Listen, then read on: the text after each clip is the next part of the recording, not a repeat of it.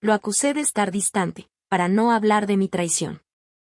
Me llamo Carolina Rivas y tengo 32 años. Nací en Lima, en el corazón de una familia de clase media con valores estrictos y silencios cómodos. Aprendí desde pequeña a no incomodar, a no desentonar, a seguir el ritmo que los demás marcaban por mí. Fui una niña aplicada, de libretas ordenadas y sonrisas fáciles. Pero por dentro, siempre sentí que había otra versión de mí esperando salir. Mi madre decía que yo tenía una cabeza difícil.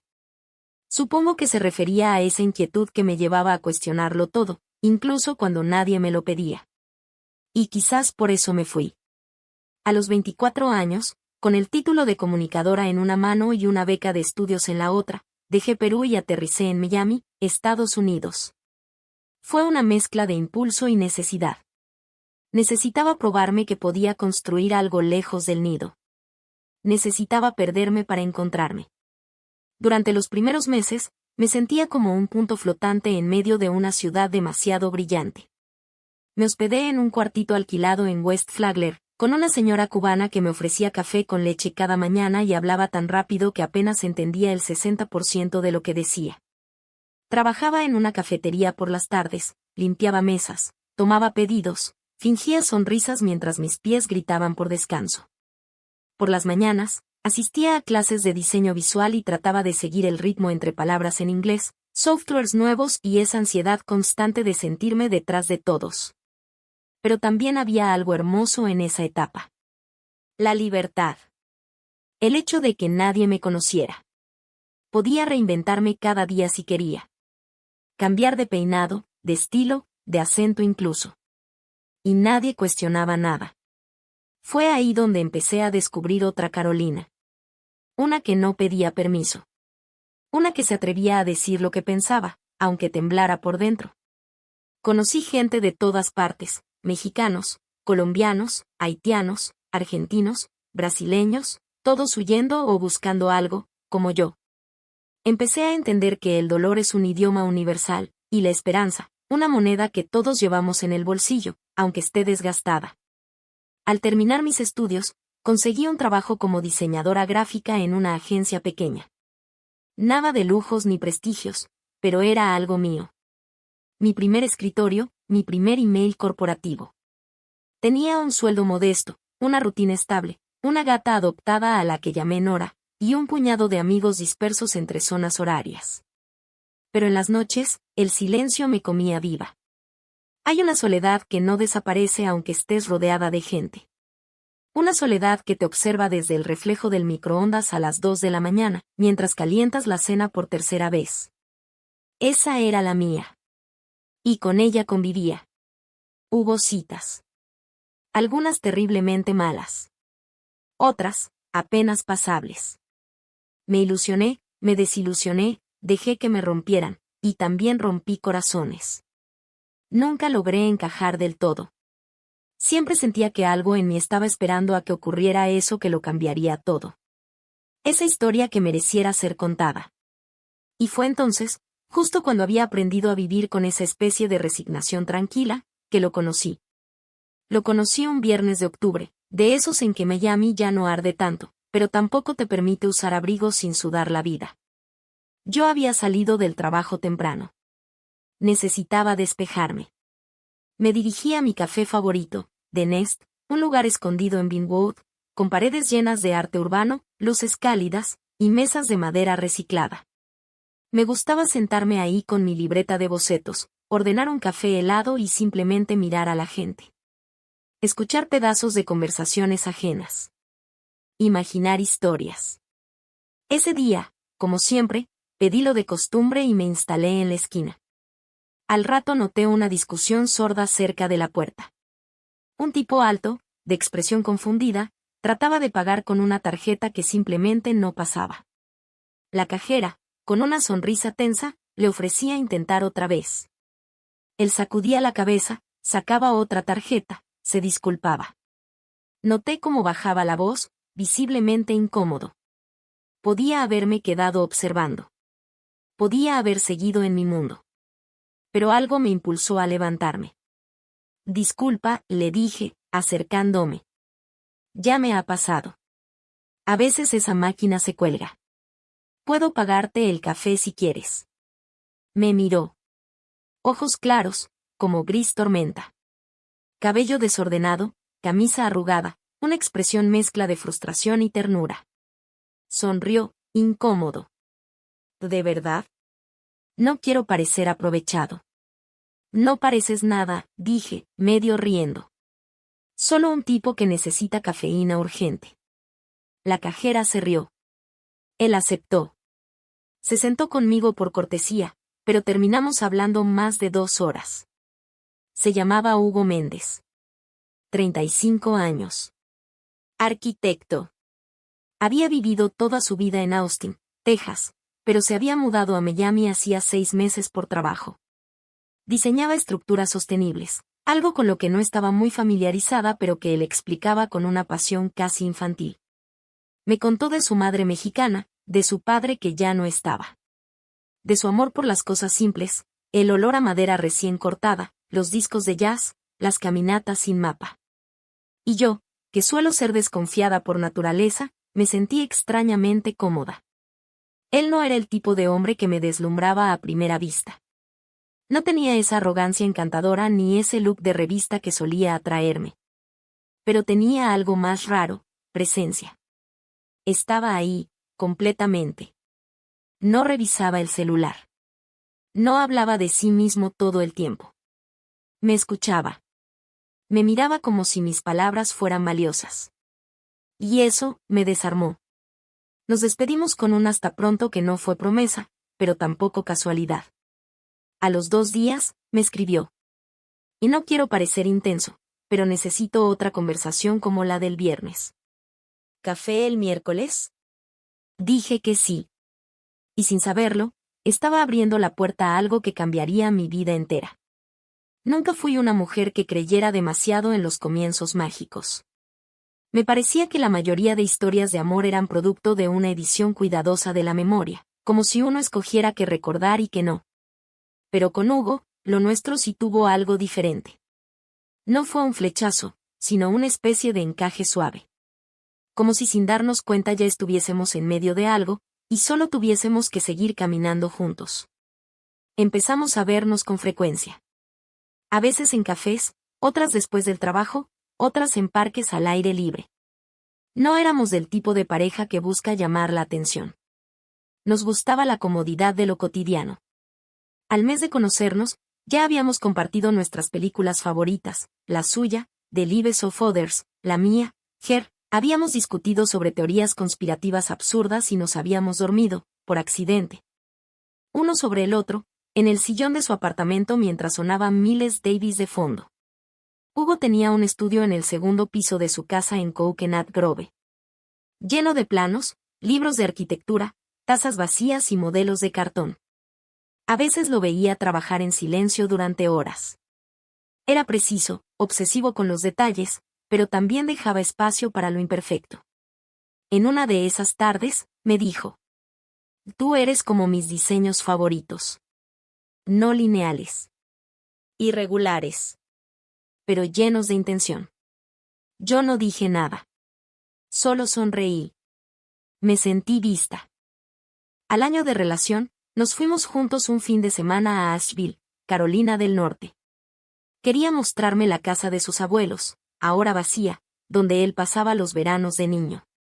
Era de madera, rodeada de árboles que en octubre se teñían de rojo y oro.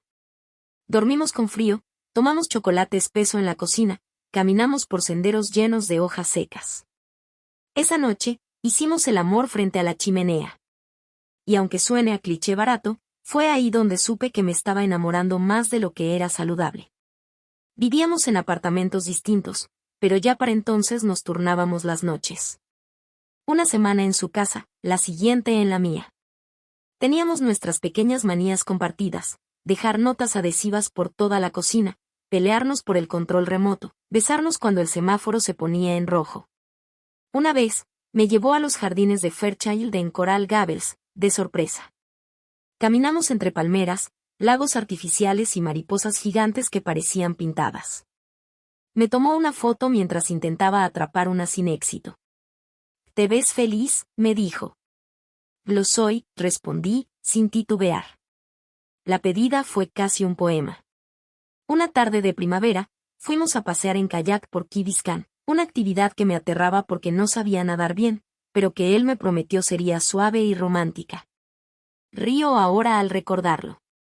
Terminé empapada por un giro torpe que dimos, maldiciendo al sol y a los remos. Pero cuando volvimos a tierra firme, riendo como niños, Hugo me detuvo. Tengo algo más que quiero intentar, me dijo. Metió la mano en su mochila, sacó una pequeña caja, y sin arrodillarse, sin discurso ensayado, me miró y dijo: No estoy seguro de nada en esta vida, excepto de que no quiero vivirla sin ti. ¿Quieres casarte conmigo? Me temblaron las manos. Dije sí. Sin dramatismo. Sin pausa. Dije sí con todo lo que tenía. Y no era mentira. En ese momento, sí lo amaba. Organizar la boda fue un proceso tan hermoso como agotador. Queríamos algo íntimo, elegante pero sin pretensiones. Nada de grandes iglesias ni salones de eventos con alfombras rojas. Queríamos que se sintiera como nosotros, real, cuidado, un poco torpe si era necesario, pero siempre sincero. Elegimos casarnos en el de Kampong, un jardín botánico que se esconde entre la vegetación tropical de Coconut Grove. Había ceibas gigantes, senderos de piedra, flores que parecían salidas de una pintura. Hicimos la ceremonia al atardecer, cuando el sol se filtraba entre los árboles y el cielo se volvía naranja. Invitamos solo a 80 personas. La familia cercana de Hugo vino desde Austin, sus padres, que ya se habían separado, pero que se comportaron con dignidad, su hermano menor, su mejor amigo de la infancia. Y una tía adorable que parecía sacada de una comedia francesa. De mi lado voló mi madre desde Lima con mi hermana mayor, 2 primas, y una mezcla de amigas de la universidad, del colegio, y del trabajo. Una amiga de Hugo ofició la ceremonia. Era poeta y arquitecta. Nos escribió votos personalizados, bellísimos, que hablaban de puentes invisibles, de sostener y ser sostenido, de construir y reconstruir sin temor al derrumbe. Yo caminé hacia el altar con un vestido de seda liso, sin encajes ni brillos.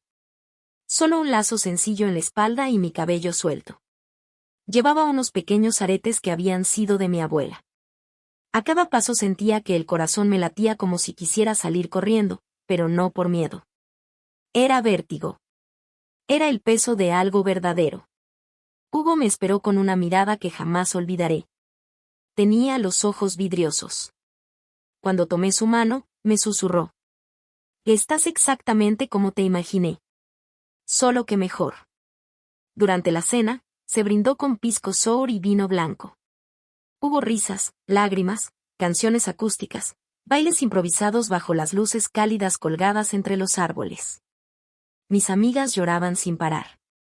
Su madre me abrazó fuerte, como si me conociera desde siempre. Y yo sonreí. Reí. Bailé. Brindé. Fui, durante esa noche, la versión más feliz de mí. Pero también la más mentirosa. Sentí el tirón de la sombra mientras todos aplaudían. Sentí el sabor metálico del secreto mientras cortábamos el pastel. Y sin embargo, lo ignoré. Me convencí de que eso no era una traición. Que todo quedaría atrás. Solo que no fue así. No iba a ser tan fácil. Nuestra vida de casados comenzó como un susurro tranquilo. Hugo y yo nos mudamos a un apartamento nuevo en Edgewater, con vista parcial a la bahía, en un piso lo suficientemente alto como para ver los barcos moverse como piezas de ajedrez. Era un departamento amplio, de paredes blancas y madera clara. Minimalista, cálido. Un lugar que se sentía limpio, como empezar desde cero. Durante los primeros meses, lo hicimos bien. Repartíamos tareas. Íbamos al supermercado juntos los sábados por la mañana, hacíamos panqueques los domingos, salíamos a caminar al caer la tarde por Margaret Pace Park. Teníamos un grupo de amigos en común, cenas tranquilas en casa, fines de semana de series y vinos. En teoría, era todo lo que alguna vez quise. Y sin embargo, dentro de mí empezaba a pudrirse algo. No sabría decir cuándo empezó. No fue de golpe. No hubo una discusión concreta ni un desengaño particular. Fue como una grieta que crece lentamente en una ventana hasta que un día, simplemente se rompe. Creo que fue porque todo se volvió predecible. Porque yo, que había fantaseado tanto con la estabilidad, descubrí que no sabía habitarla sin sabotearla. Porque Hugo me amaba tan bien que sentía que no podía fallarle, y por eso, lo hice. Conocí a él, a quien no voy a nombrar, porque su nombre no importa, en el trabajo, durante un proyecto conjunto con una empresa de diseño textil. Era un asesor creativo, carismático, brillante, de esos tipos que tienen una frase lista para cada momento y una mirada que parece escanearte. Me gustó que no supiera nada de mí. Me gustó que me hablara sin pasado. Al principio fueron bromas. Luego cafés. Después, mensajes fuera de horario. Nada grave, pero todo mal. Hasta que una noche, después de una reunión tardía, me ofreció llevarme a casa. Yo dije que sí. Y aunque no pasó nada ese día, algo cambió. Porque lo que ocurrió después no fue un beso. Fue mi silencio al volver a casa. Fue la forma en que evité los ojos de Hugo. Fue la conversación que fingí tener con una amiga mientras él cocinaba pasta. Fue la culpa que se me instaló en el pecho y no me dejó dormir durante días. A la semana siguiente, ocurrió. Cruzamos la línea. En un hotel boutique de Brickell, bajo excusas laborales. No hubo pasión descontrolada ni escenas de película. Fue frío, rápido, torpe incluso. Y al salir, me sentí vacía. Llena de náusea. Volví a casa. Hugo me estaba esperando con un postre que había intentado preparar por primera vez. Había puesto música suave y me había comprado mi vino favorito. Solo porque sí. Y entonces, fue cuando hice lo imperdonable. Mientras servía las copas, dije. ¿Tú no sientes que estamos raros? Él alzó la mirada, confundido. ¿Raros cómo? No sé. Distantes. Como si ya no habláramos igual. Como si tú estuvieras en otra cosa. Y ahí estaba. La frase. Lo acusé de estar distante, para no hablar de mi traición. La ironía más cruel era que, en ese momento, él era el que más presente estaba. Y yo, la más ausente. Él se quedó en silencio. Me observó con esa expresión que mezcla desconcierto con herida. No se defendió. Solo me tomó de la mano. ¿Y eso sientes? Y me preguntó. Yo pensé que estábamos bien. Pero si tú sientes otra cosa, hablemos. No hablamos. No esa noche. No con verdad. Solo me refugié en vaguedades, que el trabajo me agotaba, que sentía ansiedad, que necesitaba espacio. Excusas. Cadenas envueltas en flores. Y así, poco a poco, fui plantando dudas en él, para no afrontar las certezas mías. Pasaron semanas. La traición no se repitió. Pero el daño ya estaba hecho. No solo a nosotros, sino a mí. Me convertí en una mujer a la que no reconocía. Vigilante. A la defensiva. Irónica en momentos íntimos. Buscaba errores en Hugo, como si necesitara justificar lo que hice. Empecé a notar cómo se esforzaba. Cómo se acercaba más, como si estuviera tratando de reparar algo sin saber qué exactamente se había roto. A veces lo sorprendía mirándome en silencio, como si quisiera preguntarme algo y no se atreviera. A veces me dejaba notas en la agenda. Estoy orgulloso de ti. ¿Pizza y película esta noche? Gracias por elegir esto conmigo. Y esas notas me dolían. Porque me demostraban que él aún estaba luchando, mientras yo ya había traicionado la causa. Una noche, me encontró llorando en el baño. No preguntó por qué. Solo se sentó a mi lado, en el suelo, y me abrazó. Yo lloré en su pecho sin decir palabra. ¿Cómo explicarle que no lloraba por tristeza, sino por remordimiento? Hugo empezó a cambiar, poco a poco. Se volvió más callado. Más prudente. Ya no iniciaba conversaciones largas. Ya no proponía planes con tanto entusiasmo. Y no porque él se apagara, sino porque yo lo fui apagando con mis respuestas cortas, mis evasiones, mis acusaciones veladas. Le dije que estaba distante otra vez. Y esta vez, no respondió. Solo bajó la mirada. Semanas después, una noche, me dejó una carta en el escritorio. No decía mucho. Solo esto. No sé en qué momento dejamos de hablarnos con verdad. No sé si fui yo, si fuiste tú, o si simplemente fuimos ambos. Pero si te siento tan lejos, quizás es porque ya te fuiste hace tiempo. Solo no me lo habías dicho. Y al final. Si algún día puedes contarme lo que en verdad pasó, aquí estaré. Pero no esperes que me quede en la oscuridad para siempre. Se fue de casa al día siguiente. No gritó. No me pidió explicaciones. No abrió heridas que yo ya había acabado sola. Solo tomó sus cosas con una serenidad cruel y cerró la puerta con un silencio que todavía escucho cuando intento dormir. No volví a verlo desde entonces. Y sí, todavía lo amo. Pero no merezco decírselo. Hoy, escribo esto desde el mismo lugar donde un día construimos un hogar. Fausto, el gato, me acompaña en el sofá. El aire huele a lavanda, como le gustaba a él. Su taza favorita sigue en la repisa. No la he tocado.